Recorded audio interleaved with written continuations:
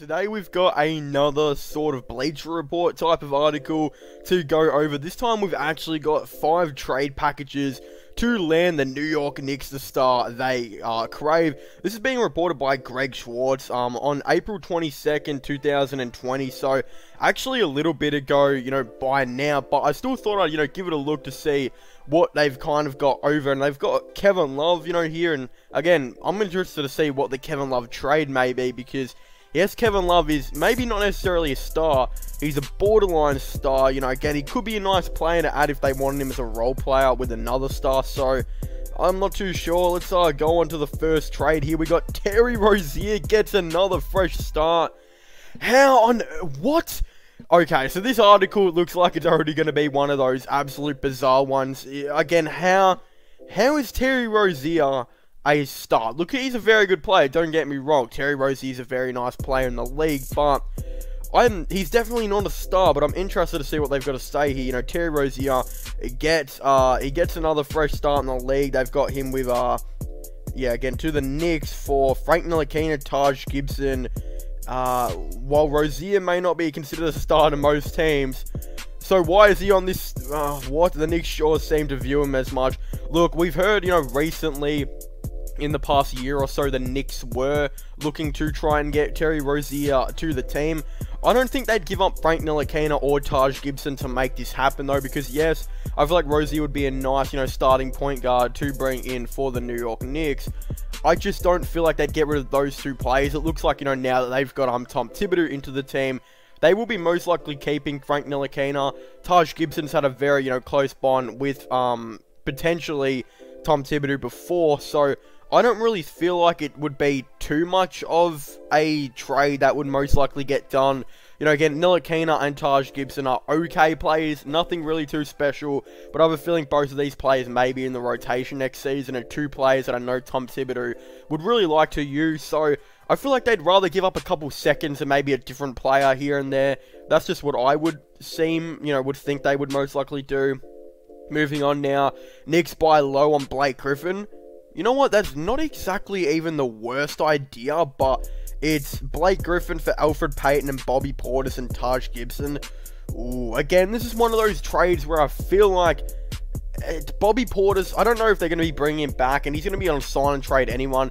But Taj Gibson, they're going to want to have him back now with Tom Thibodeau. Elfrid Payton was their leading assist lead, and considering playmaking is not exactly something they do really well in, I feel like they may want to bring Payton back for next season to bring off the bench. But if not, I also feel like he is a free agent, so I don't necessarily know how this deal gets done. Honestly, we've seen what, the Pistons did trade for, trade away Andre Drummond for to the Cleveland Cavaliers.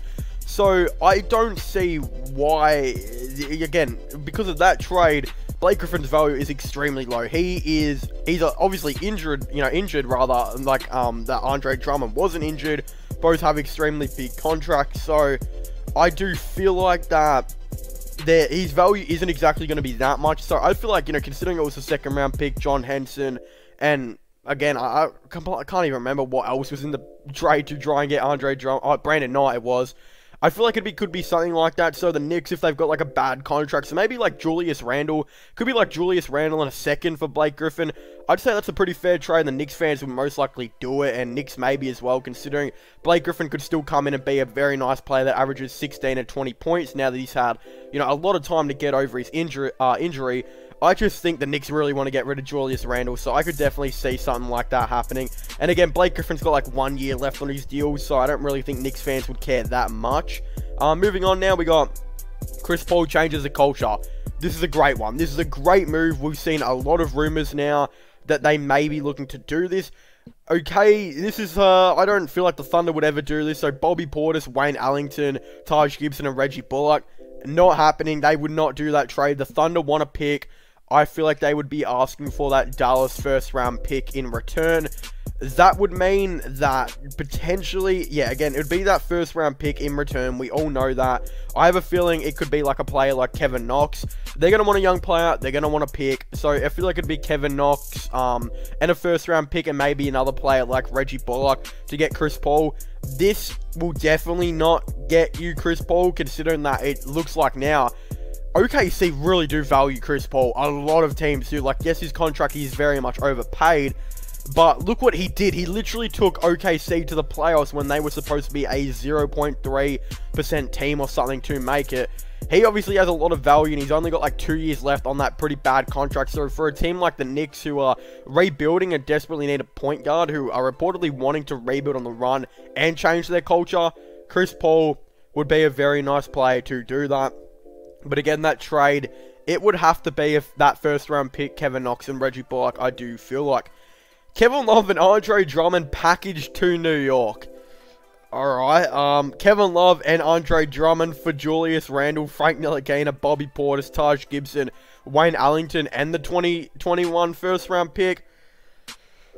Jeez, why why would this happen for either teams? In reality, the Cavs are probably going to want to keep on to Andre Drummond for another season unless they can get something nice from the Hornets or the Clippers, who have been rumored to try and give something up. Kevin Love, they also want to get a first round pick out of, which they're probably not going to be able to do. First of all, it's going to take a lot of persuasion for the Cavaliers to want to even take on Julius Randle's contract. It's just so bad. I don't care that it's only got 1 year left. How can you be paying a guy like that $19 million? It's ridiculous. Bobby Portis is a free agent. Same with Taj Gibson. Same with Wayne Ellington. They don't need either of those three players. They need a forward. Frank Ntilikina, yes, he's cool and all. Cavs need a forward. None of this would appeal to the Cavs at all. Not just that, why would the Knicks want to take on Kevin Love's big contract and Andre Drummond when they would have to give up a pick and all this to do it? It just doesn't make sense for either trade. You know, like Bleacher Report's boldness to try and suggest something like this, but why? Like, why would it happen? You know, just something that I don't really like. What are they saying? Why trade for why trade for one All-Star if two are available? Very, very sketchy. Alright, Zach LaVine. Zach LaVine is number 5. So the Bulls received Kevin Knox, Dennis Smith Jr., Taj Gibson, and a 2020 first round pick via the Clippers, and a 2020 second round pick for Zach LaVine. I can't see anything wrong with this trade. This is a great trade for both teams. The Bulls desperately need a small forward. Kevin Knox goes into that. They also desperately need, you know, again, small forward's their main thing. I'd say they might need a backup, you know, kind of power forward / center here and there. And they also need a couple of better players at the guard position, because Kobe White, I think, would be a nice backup in the league. Chris Dunn may be leaving. Thomas Satoransky's just, you know, he's okay. So Dennis Smith Jr. could come in and get 10 to 20 minutes a night. Not bad. Taj Gibson, I doubt they'd put him in the deal. They're going to want to keep him for Tom Thibodeau, you know, as we've seen. So they'd probably just chuck in a second round pick or something like that. But I could see this trade, you know, at the start getting done. You know, again, when this article came out, the trade would have been great. But we've seen now that the Bulls have hired Billy Donovan to be their new head coach. So they're going to want to develop this young core while keeping Zach LaVine. So I don't really think it makes the most amount of sense for them. But again, this kind of, you know, article was made before you know, they kind of hired Billy Donovan, so again, it's a little bit outdated, but I do really like a trade like this, and I feel like Zach LaVine is definitely a player the Knicks should try and go and get, and I also feel like he'd be a great player to put alongside Chris Paul and RJ Barrett if they could get Chris Paul, so this would be a very nice trade, and I do like it. I just feel like the Bulls aren't going to do it because they're going to want to, you know, try and develop their young core and the current star they have in Zach LaVine with Billy Donovan. But anyway, I want to thank you guys so much for watching this video. Make sure to leave a like and subscribe to the channel for the latest NBA news and NBA content. Of course, don't forget to comment in the comment section down below. What are your thoughts and opinions on 5 trade packages to land New York Knicks at the star that they do crave? Again, I definitely would really like to know your thoughts and opinions on this all down below. Of course, don't forget to subscribe to my gaming channel and my IRL/Loan channel. Definitely don't forget to check out my podcast as well if you haven't already. Links for them will all be in the description down below. Of course, don't forget to comment your thoughts and opinions, and I'll see you guys next time. Goodbye.